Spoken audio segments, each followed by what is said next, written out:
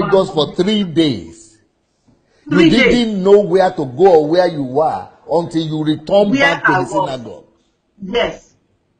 This guy, he used his hand to draw line that if I have 2 eggs, I should. Because, you know, I got fed up at the time. I knew what was happening. I knew how we normally arrange miracles. I knew so all how those miracles we hear about from TB Joshua, they are showing they are all arranged miracles. RNG. All those people that he normally give, prophecy to, he knew all along that they are there because we have already given him information. That, you know, in the morning, when sick people comes, it's disciples that will go and meet them outside. Okay. So, yes, by the time we interview them, whatever they say, we quickly go and report back to him. Okay. So this is the information he will use to form his basis of prophecy. And those people will be blown away. They will say, "Oh, Spirit of God has." It's a lie. No Spirit of God. Ooh. It's information. We were informants. Even some of the white people that usually come, anytime they take them round, you know, they usually take them round to see all around synagogue. At the time they go, we normally open their room, we open their purse, we will open some of them, they come with medical reports, we quickly go and tell him. So on emergency line, it will say, you are having this. It's information. You will go into their bags and get information. That's right. And you know, white people, they usually write their next of kin, their this, their that, you know. If you tell Fatai, TB Joshua, 100 things, he will remember 80. And some of the things that he will not remember, after the prophecy, we normally have a studio where he will run a voiceover on it, and we will use crowd. You know, I was voiceover artist. I was video editor for many years. So he does the video recording as if the prophecy had happened before. That's right. That's right. And it's so you know, cunning. That is why he spends so much money on camera and studio equipment. He's using visuals. He's using visuals to mesmerize people. My God. These are all razzmatazz. They are razzmatazz. TB Joshua. So he hypnotized you. So how did you escape from there eventually?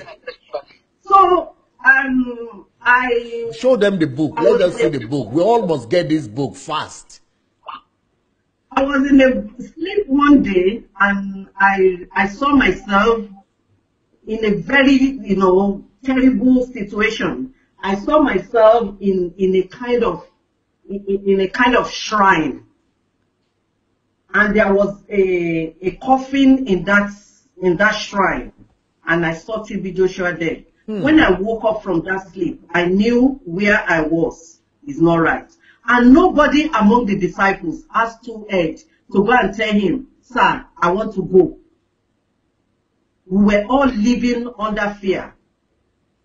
You cannot tell him you want to go. If you tell him you want to go, they will marginalize you. They will make you feel that what you have said is wrong.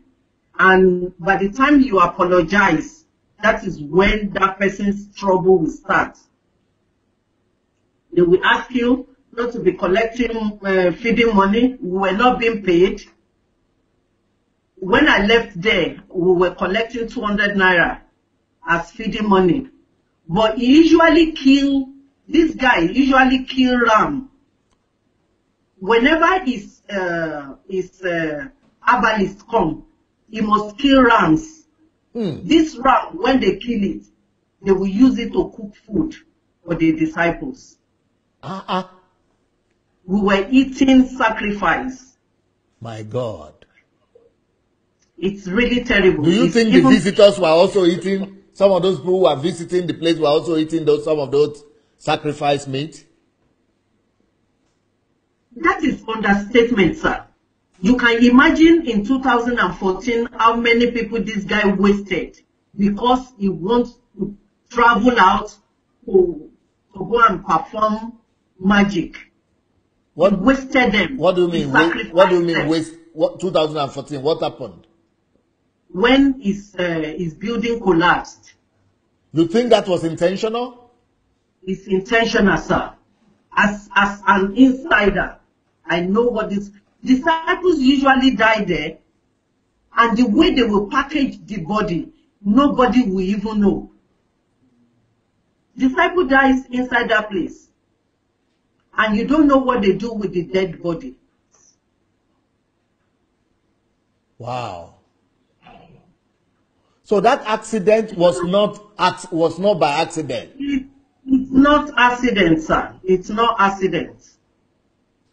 After I left there, this guy did not travel for many years to go and do, usually, I travel with him to different countries. To Singapore, to, Indonesia, to Ghana, to, different countries. So he has to be, when he's ministering in those countries, he has to sleep with you and the other women, even in those countries, before he goes to minister. We are in his hotel. Bosse is there. Olamide is there. And even the white girls are there. He will be sleeping with the white girls too. He sleeps with them.